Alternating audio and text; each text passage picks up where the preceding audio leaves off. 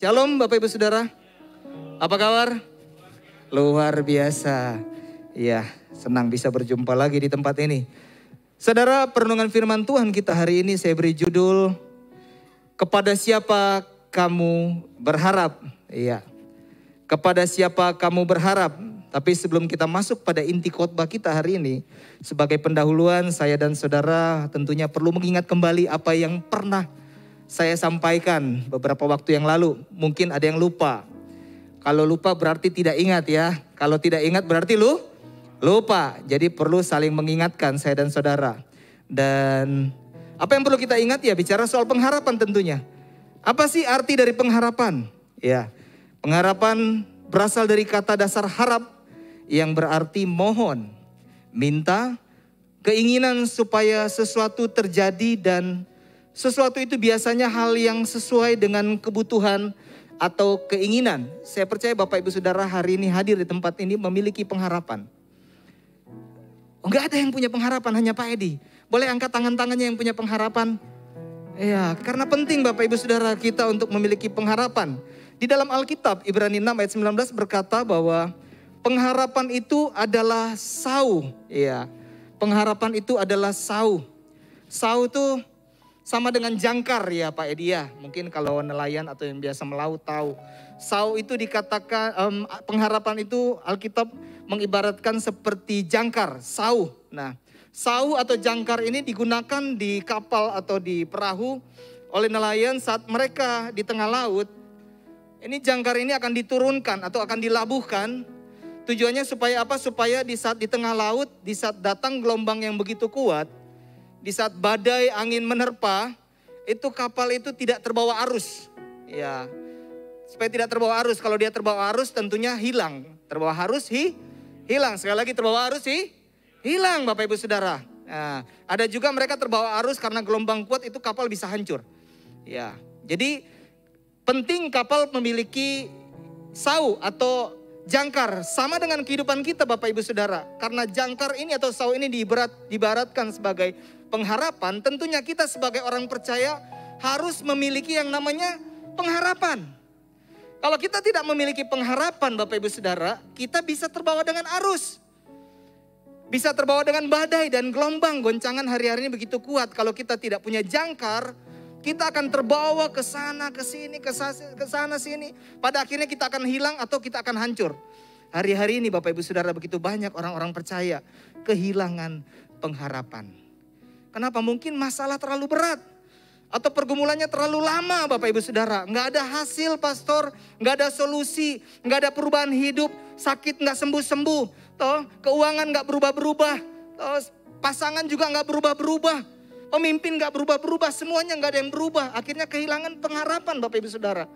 Tetapi satu hal yang perlu kita pelajari hari ini, setiap kita harus memiliki pengharapan. Bolehkah Bapak Hein maju sebentar, bantu saya di depan? Iya, ya tepuk tangan dong. Ini namanya, boy Bapak masih single dan available. Iya, Bro Hein, tahu. Tolong Hein pegang di sini. Hein, kamu punya pengharapan gak Hen? Punya pengharapan? Iya, punya pengharapan. Boleh tahu gak pengharapan yang paling utama dalam kehidupan sekarang? Maksudnya yang kamu butuhkan saat ini apa? Tentunya sebagai orang muda, belum married. So mendrive ke situ sih. Minta maaf bro, terlalu peka ngadapi gembala. Tuh, perhatian khusus. Jadi apa sih yang menjadi pengharapan? Yang paling utama tentunya di posisi bro yang masih muda, single begini. Orang tua sehat dan ya semua orang butuh orang tua sehat. Secara pribadi tentu dong. Enggak usah malu-malu. Enggak butuh jodoh kamu bro. Butuh jodoh. Kita arahkan aja ke situ. Karena memang menurut saya setiap anak-anak muda butuh untuk memiliki jodoh. Kamu punya pengharapan toh. Pengen orang tua sehat. Ya puji Tuhan. Pengen jodoh. Punya, pasti perlu. Paling tidak punya pengharapan Bapak Ibu Saudara. Mesti yakin dengan pengharapan. Nanti kita jelasin kenapa mesti yakin. Punya pengharapan. Tapi yang menjadi pertanyaan Bapak Ibu Saudara. Setiap kita punya pengharapan. Hen punya pengharapan untuk punya jodoh. Punya pengharapan untuk orang tuanya tetap sehat. diberkati Tuhan. Yang menjadi pertanyaan, kemana pengharapan ini Hein berikan? Kemana Hein taruh pengharapannya Bapak Ibu Saudara? Kemana jangkar atau sau ini dilabuhkan? Itu sangat penting. Penting Hein. Karena kalau salah kita menaruh pengharapan, kita akan kehilangan pengharapan kita. Jadi pengharapan ini dilabuhkan jauh. Oh, boleh tarik sedikit bro, terlalu jauh nanti hilang jauh beneran. Nah jauh. Jadi di saat Hein ada gangguan, ada goncangan, ada masalah pergumulan. Ceritanya anginnya kuat nih bro, gelombangnya kuat. Wah bagoyang kiri kanan, bagoyang bro, bagoyang kiri kanan. Bukan DP tali, ngan DP badan bro. Goyang kiri kanan toh. Toh pengen punya pasangan ditolak terus mungkin. Toh pengen dipromosi tetapi belum dapat pekerjaan. So ada pekerjaan yang bagus dia. So ada yang bagus sekali. Toh mungkin dalam banyak hal yang diharapkan itu banyak halangan. Akhirnya goncangannya begitu kuat. Padahal bro punya pengharapan. Sudah dilabuhkan, goyangnya lebih kuat bro. Ini anginnya lebih kuat. Nah,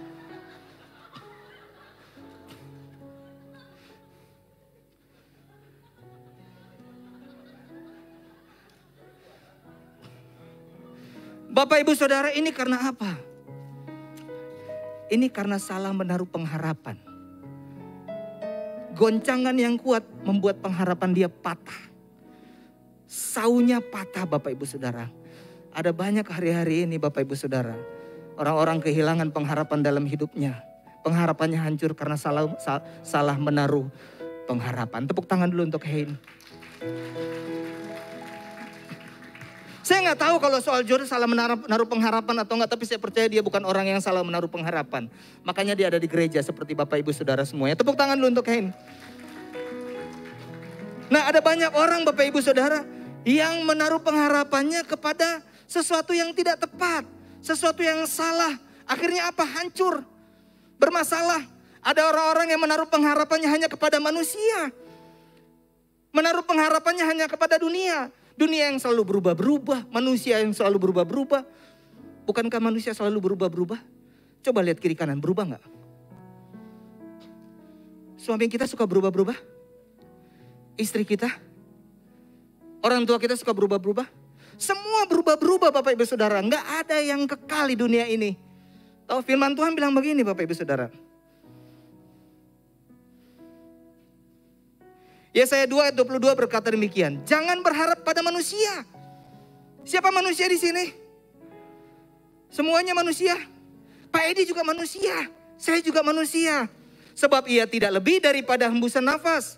Dan sebagai apakah ia dapat dianggap?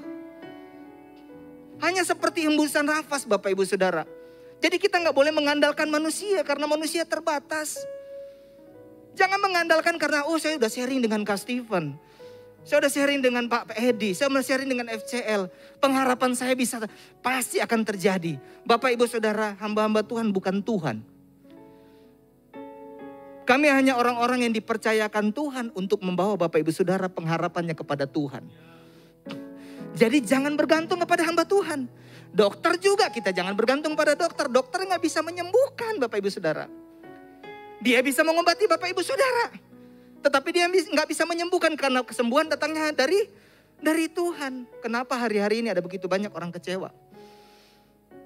Karena salah menaruh pengharapan. Salah, akhirnya pengharapannya patah, hancur pengharapan. Nah orang kalau udah hilang pengharapan, tidak ada tujuan hidup lagi. Hidup semaunya, maunya aja, enaknya aja apa yang kita suka. Kenapa? Kehilangan pengharapan. Pastikan Bapak Ibu Saudara. Setiap kita memiliki pengharapan itu kita harus berikan kepada sumber yang tepat. Yang setuju katakan amin. Bapak Ibu Saudara, waktu saya mempersiapkan firman Tuhan ini sebuah pergumulan juga. Karena saya mengalami hal ini. Kesaksian yang saya mau sampaikan ini bersifat agak sedikit pribadi. Tetapi setelah saya gumuli, saya coba doa dengan Tuhan. Kuat sekali untuk saya bagikan. Saya mau sharing ini bukan tentang istri saya karena istri saya adalah orang yang paling luar biasa di dunia. Saya bersyukur dan saya bangga saya punya istri yang luar biasa. Senyum dulu sayang. Bangga karena saya ada di tempat ini karena ada topangan-topangan dari beliau. Nah, jadi ceritanya seperti ini Bapak Ibu Saudara. Sebelum saya menikah, saya tuh udah bilang sama istri saya. Nanti kalau saya menikah, saya mau punya anak. 2. Istri saya bilang, saya mau anak 3, dia bilang. Wih, luar biasa, dia bilang 3 kalau 3, dia bilang gitu. Yang penting kita harapan 2. Saya udah ngomong ke istri sebelum menikah. Jadi setelah menikah, harapan saya, istri saya tahu, saya pengen punya anak 2. Bukan sebuah hal yang sulit untuk saya berjalan untuk lanjut kepada hal-hal yang kerinduan saya, harapan saya untuk punya anak kedua. Karena saya pikir tinggal tunggu waktunya. Tapi dalam perjalanan Bapak Ibu Saudara, saya menikah 2012. Perjalanan. Beberapa kali komunikasi saya tanya, itu enggak ada jawaban yang pasti iya atau tidak. Ya saya belajar bersabar dong. Tuh saya sharing dengan Pastor Juan. Pastor Juan bilang, kamu banyak berdoa. Sudah Pastor, berdoanya lebih kuat. Sudah Pastor, kamu udah sharing belum komunikasi. Karena untuk punya anak kedua kamu harus sepakat. Suami istri itu harus sepakat. Yaudah. Jadi saya coba ngobrol sama dia. Berjalan. Enggak pernah terjadi jawaban katanya iya. Atau kita bilang, oke kita udah punya anak 2. Tahun demi tahun itu berjalan seperti biasa. Tetapi saya gak sadar, tanpa disadari itu udah mulai luka di sini Bapak Ibu Saudara.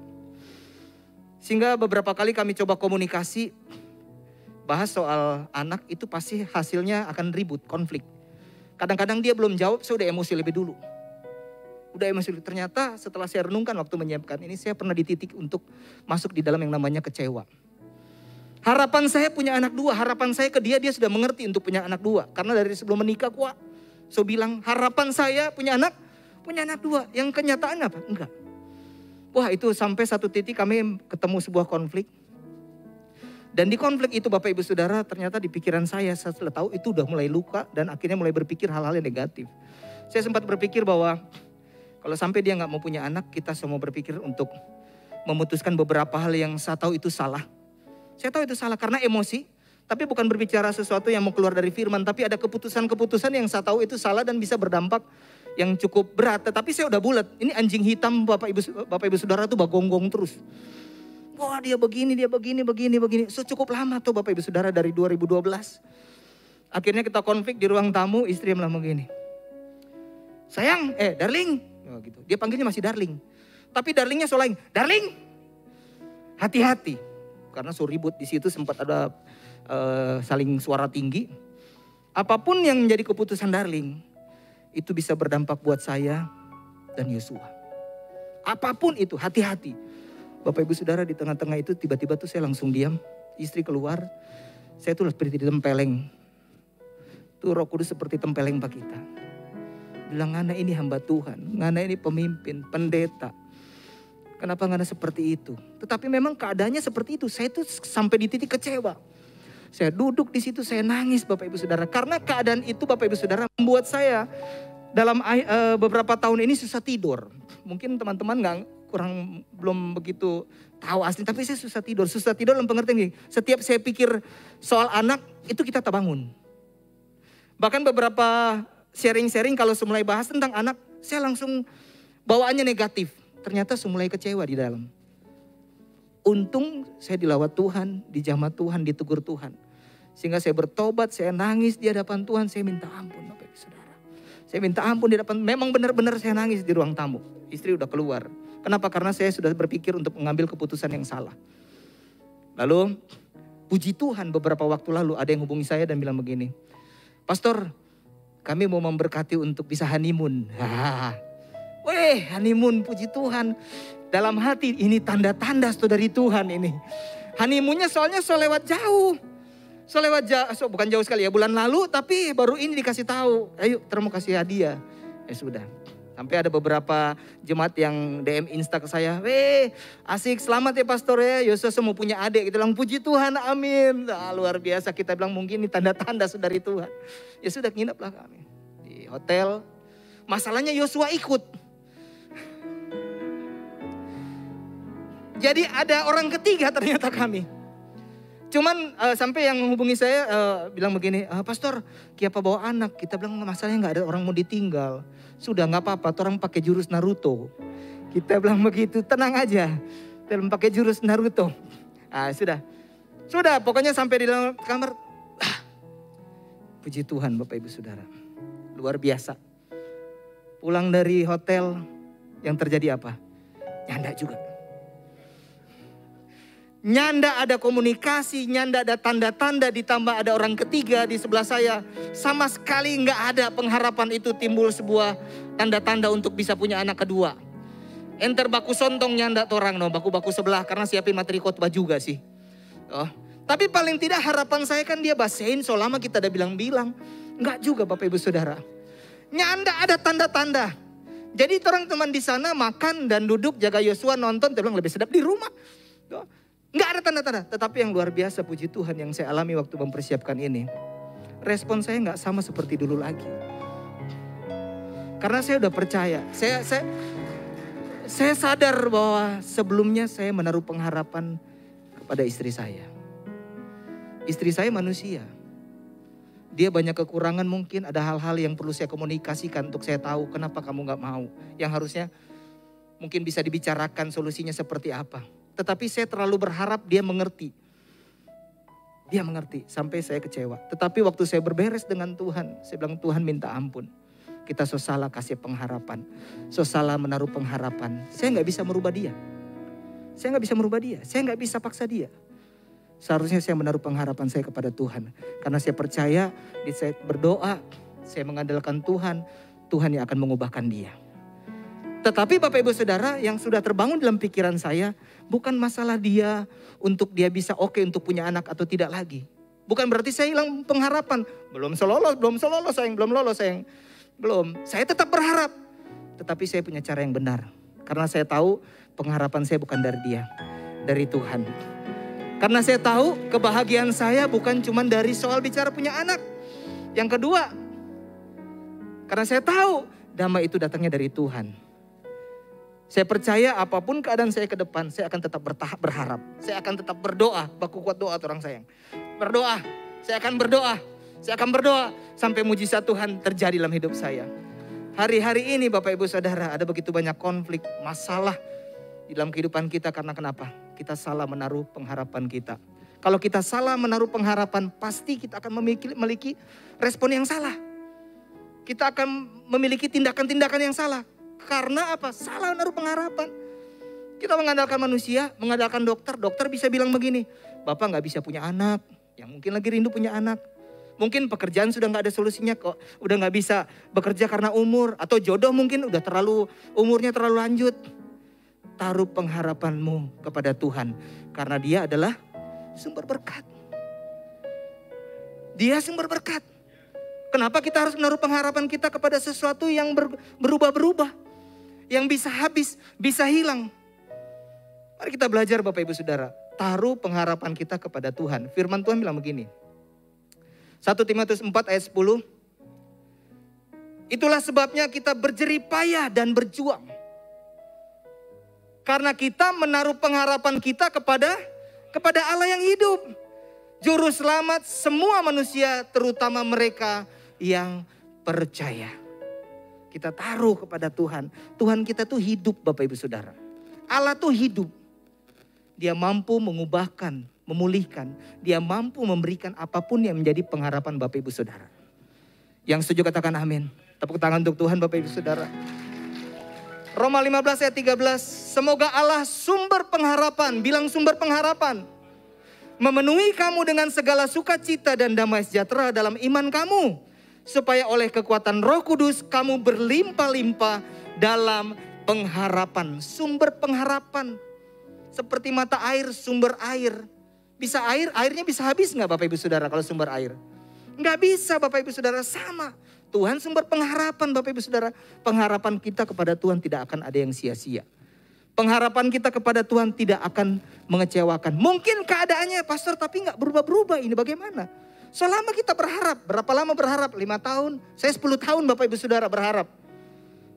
10 tahun. Mungkin keadaannya ke depan saya gak tahu.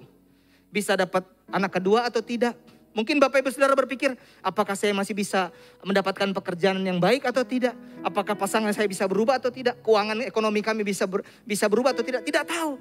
Tetapi kalau kita menyerahkan sumber pengharapan kita kepada sumbernya Bapak Ibu Saudara, sukacita dan damai sejahtera akan mendahului menjadi bagian kita.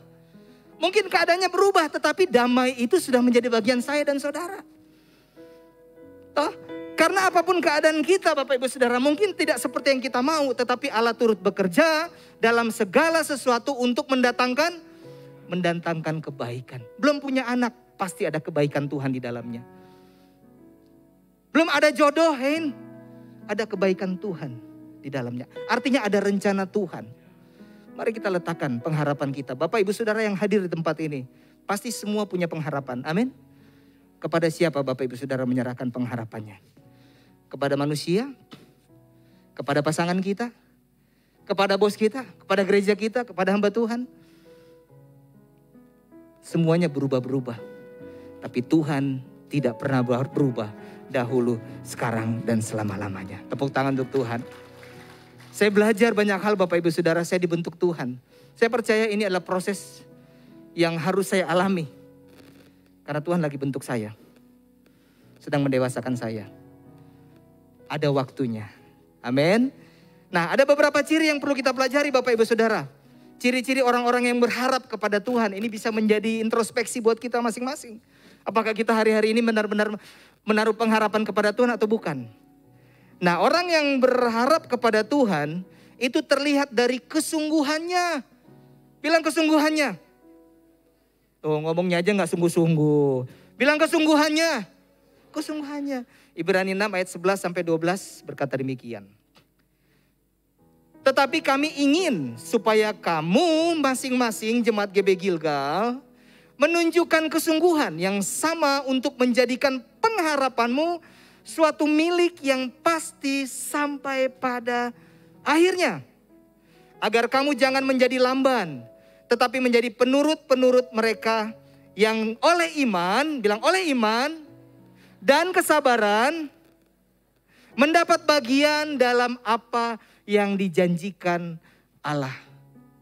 Sungguh-sungguh Bapak Ibu Saudara, bagaimana kita bisa tahu kalau orang tersebut sungguh-sungguh? Bagaimana kita tahu bahwa dia di dalam kesungguhan dalam pengharapannya? Kita bisa tahu dari dua hal. Yang pertama, oleh imannya kita tahu. Pasti akan ditunjukkan oleh imannya. Apakah mereka memiliki iman atau tidak? Iman adalah dasar dari segala sesuatu yang kita harapkan. Kita banyak belajar tentang iman beberapa waktu lalu. Ke depan kita akan belajar tentunya karena itu menjadi tema tahunan kita. Iman dasar dari apa yang kita harapkan. Artinya apa yang kita harapkan harus didasari oleh iman. Harus dimulai dengan percaya dulu. Percaya dulu. Jangan sampai kita punya pengharapan tapi dari awal kita udah gak yakin bahwa Tuhan mampu mengubahkan kehidupan kita. Kita gak yakin Tuhan akan memberikan apa yang terbaik di dalam hidup kita. Kita harus percaya dulu. Coba lihat kiri kanan bilang percaya dulu. Percaya dulu Bapak Ibu Saudara.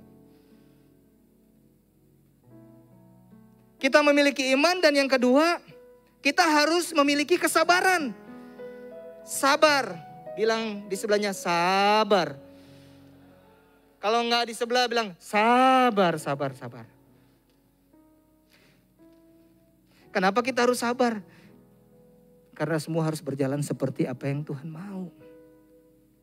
Bukan berjalan seperti apa yang kita mau. Pengkhotbah 3 ayat 11a berkata demikian. Ia membuat segala sesuatu indah pada waktunya. Ia membuat segala sesuatu. Ianya siapa Bapak Ibu Saudara? Ianya Tuhan. Tuhan yang membuat segala sesuatu indah pada waktunya. Bukan orang-orang di sekitar kita. Bukan harta kita, bukan kemampuan kita, bukan skill kita. Tetapi Tuhan yang akan membuat segala sesuatu indah pada waktunya. Waktu Tuhan bukan waktu kita. Jadi gak usah dipaksa-paksa. Gak usah ngotot. Nah itu bahasa Belanda. Bilang gak usah ngotot. Itu bahasa Belanda, campuran Jawa, ada medoknya, ngotot. Nah, banyak kan orang hari-hari ini ngotot. Karena ngotot mereka melakukan banyak hal yang tidak berkenan di hadapan Tuhan. Kenapa ngotot? Memaksakan sesuatu yang belum pada waktunya. Tapi pastor so terlalu lama. Sama, saya juga terlalu lama menurut saya Bapak Ibu Saudara 10 tahun. Tetapi saya sadar semuanya indah pada waktu Tuhan bukan waktu saya. Beberapa kali saya coba ngobrol, coba sharing. Tanpa disadari saya coba memaksakan berjalan seperti waktu saya. Saya percaya indah pada waktunya. Amin. Amin sayang. Amin. 2 Petrus 3 ayat 9a berkata demikian. Tuhan tidak lalai menepati janjinya. Sekalipun ada orang yang menganggap sebagai kelalaian. Tuhan gak pernah lalai untuk menepati janjinya. Untuk memenuhi apa yang menjadi pengharapan Bapak Ibu Saudara. Meskipun ada beberapa orang yang menganggap itu sebuah kelalaian. Tetapi janji Tuhan ya dan amin. Makanya dimulai dengan iman, dengan percaya. Kalau enggak bisa Bapak Ibu Saudara. Pengharapan dengan iman, iman dan pengharapan sesuatu yang tidak bisa dipisahkan. Dan iman harus didahului. Karena iman adalah dasar, percaya dulu. Yang kedua, orang yang menaruh pengharapannya kepada Tuhan, mereka adalah orang-orang yang tidak mudah kecewa Bapak Ibu Saudara. Banyak alasan untuk tidak kecewa.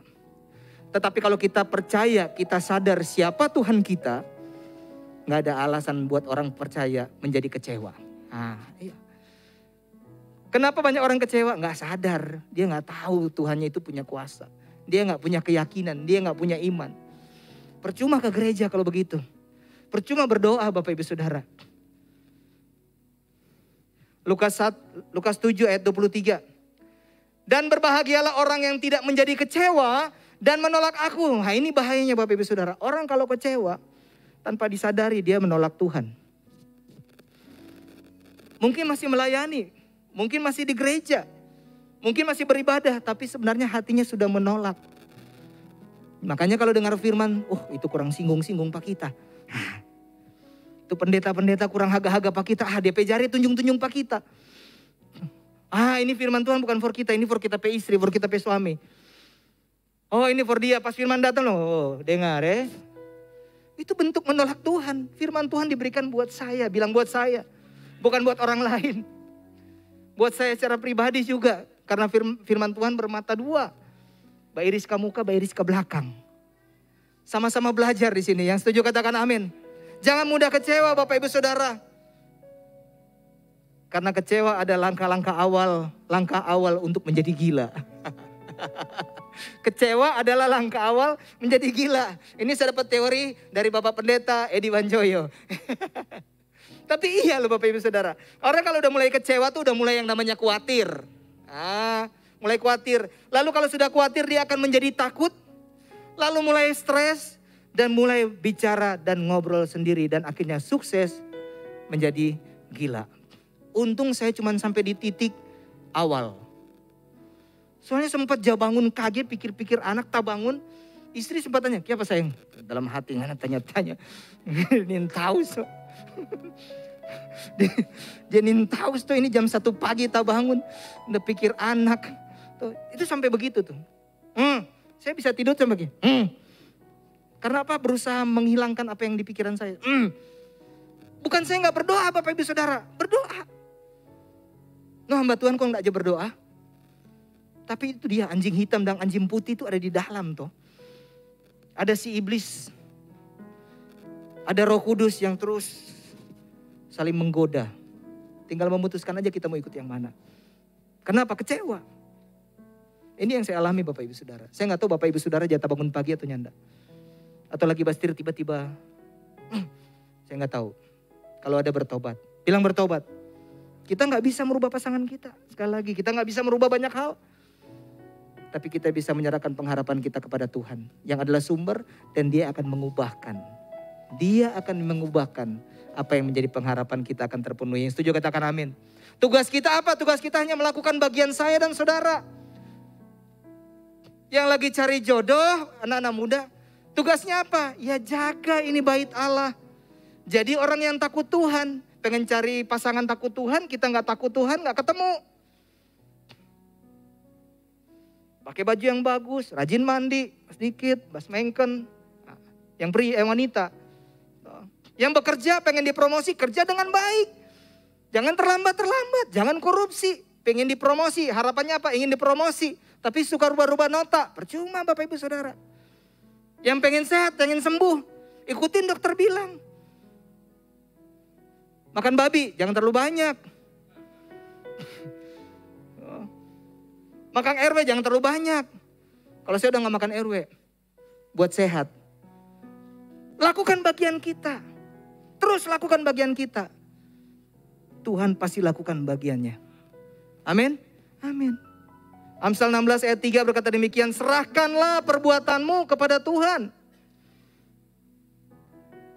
Maka terlaksanalah segala rencanamu. Kenapa banyak orang kecewa Bapak Ibu Saudara? Dia gak menyerahkan sungguh-sungguh apa yang menjadi pengharapannya kepada Tuhan. Serahkan. Masalahmu, pergumulanmu, sakit penyakitmu. Proses yang kau sedang hadapi dalam keluarga, dalam pekerjaan, dalam pelayanan. Serahkanlah kepada Tuhan, maka terlaksanalah segala rencanamu. Mazmur 37 ayat 5 berkata demikian. Serahkanlah hidupmu. Artinya serahkanlah pengharapanmu kepada Tuhan dan percayalah kepadanya dan Ia akan bertindak Bapak Ibu Saudara. Berarti kalau kita gak menyerahkan kepada Tuhan, Tuhan gak bertindak. Sesuatu terjadi, kuasa Allah bekerja di saat kita mau menyerahkan dan percaya kepada Tuhan. Selama kita memegang sendiri masalah kita cari solusi sendiri. Kita cari jalan keluar sendiri, mengandalkan kekuatan sendiri, mengandalkan dunia, mengandalkan manusia. Kuasa Tuhan gak akan bekerja Bapak Ibu Saudara. Firman Tuhan berkata serahkan. Maka Dia akan bertindak. Gak usah khawatir kalau Bapak Ibu sudah serahkan. Yang mau sembuh, yang mau punya anak. Yang pengen dapat pekerjaan yang baik, yang punya jodoh. Tuhan akan bertindak dengan cara Tuhan. Amin. Serahkan. Hari ini Bapak Ibu Saudara serahkan kepada Tuhan. Yang ketiga, orang yang menyerahkan pengharapannya kepada Tuhan, mereka adalah orang-orang yang selalu mengucap syukur, bukan bersungut-sungut.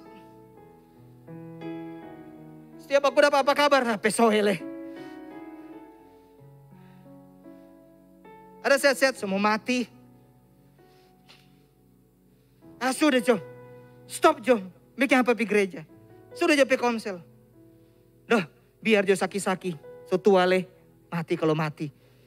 Pikirannya selalu negatif. Itu bagian dari bersungut-sungut Bapak Ibu Saudara. Kok gak ada pasangan biar jo dia pergi sana mana-mana jo pa dia. Masih mau menikah? Tahu leh, biar jo Kak.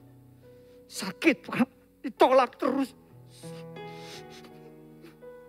Begitulah kan kadang-kadang. Jangan bersungut-sungut Bapak Ibu Saudara. Lukas 12 ayat 23 itu bilang begini. Sebab hidup itu lebih penting daripada makanan. Dan tubuh itu lebih penting daripada pakaian. Hidup lebih penting Bapak Ibu Saudara. Saya tahu Bapak Ibu Saudara kita semua punya pengharapan yang menurut kita itu penting. Tetapi bukankah hidup itu sudah cukup Bapak Ibu Saudara? Coba renungkan sekali-sekali bangun pagi. Kong buka, di rumah kan gak pakai masker kong. Puji Tuhan boleh bernafas. Coba buka tuh masker kong, tarik nafas panjang-panjang. Coba buka Bapak Ibu, buka. Bayangkan bangun pagi.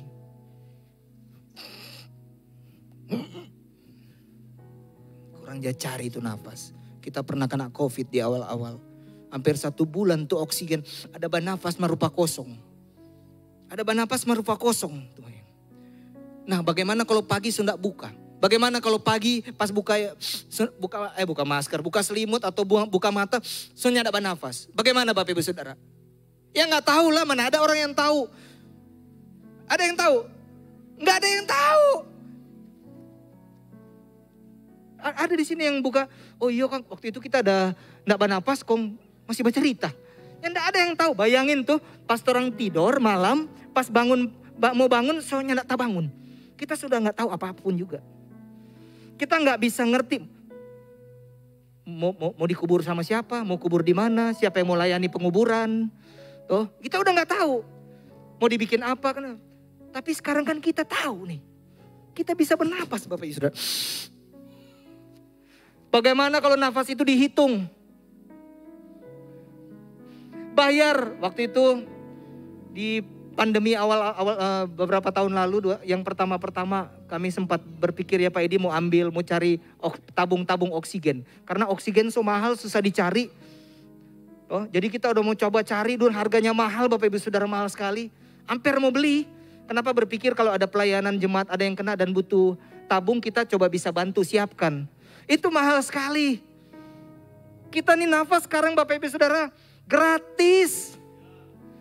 Apakah itu tidak cukup buat Bapak Ibu Saudara dan saya untuk bersyukur akan kebaikan Tuhan dalam kehidupan kita? Oke, kita butuh untuk sembuh, kita butuh pekerjaan, kita butuh jodoh Bapak Ibu Saudara. Tapi lebih daripada itu, hidup sudah cukup buat saya dan saudara untuk bersyukur. Bilang bahwa Tuhan Yesus itu baik. Baik. Nggak usah ngotot, nggak usah paksa Bapak Ibu Saudara. Semua harus berjalan sesuai rencana Tuhan. 1 Korintus 10 ayat 10 saya minta tim PW untuk naik. Orang kalau bersungut-sungut tuh menderita loh Bapak Ibu Saudara. Padahal persungutan itu tidak akan merubah apapun juga. Ada di sini yang bersungut-sungut lalu semua yang kita harapkan bisa kita terima. Kita bersungut-sungut, kita mulai marah-marah, mempersalahkan orang lain. Mempersalahkan pasangan kita, mempersalahkan orang tua, mempersalahkan anak. Semua disalah-salahin lalu apa yang kita harapkan berubah? Ada di sini? Mungkin bisa jadi contoh. Mau tes. Gak ada Bapak Ibu Saudara. Persungutan tidak akan merubah apapun. Tapi malah membuat kita menderita. Bahkan membuat kita jauh daripada Tuhan. Membuat kita menjadi orang-orang yang ragu akan kuasa Tuhan. 1 Korintus 10 ayat 10 berkata demikian. Dan janganlah bersungut-sungut. Seperti yang dilakukan oleh beberapa orang dari mereka yang di luar sana. Karena yang di sini hari ini bertobat. Amin. Di luar sana. Sehingga mereka dibinasakan oleh malaikat maut. Ternyata Bapak Ibu Saudara dibinasakan oleh malaikat maut. Bukan sekadar berbicara orang membunuh orang. Selingkuh. Atau mereka yang melakukan hal-hal yang lain. Ternyata bersungut-sungut saja. Dengan bersungut-sungut malaikat maut bisa membinasakan kita. Banyak orang berpikir kita tidak bikin dosa apa-apa. Ngerti apa? Hari. Soele. Pasti ule. Kiapas tuh dia. Nintau le deng tu orang tuh dia. Hari ini Bapak Ibu Saudara, mari kita menaruh pengharapan kita kepada Tuhan. Dengan tidak bersungut-sungut. Mengucap syukur, bisa bernafas artinya Tuhan masih bisa beri kesempatan buat kita. Kalau masih hidup, perubahan masih kita bisa nikmati. Kalau senyap bernafas, mau nikmati apa biar punya banyak pengharapan. Banyak pengharapan. Marso ndak ada, so lewat, so ndak ada napas. Tarlah bernafas marso kurang jauh bantu dengan oksigen. Kurang.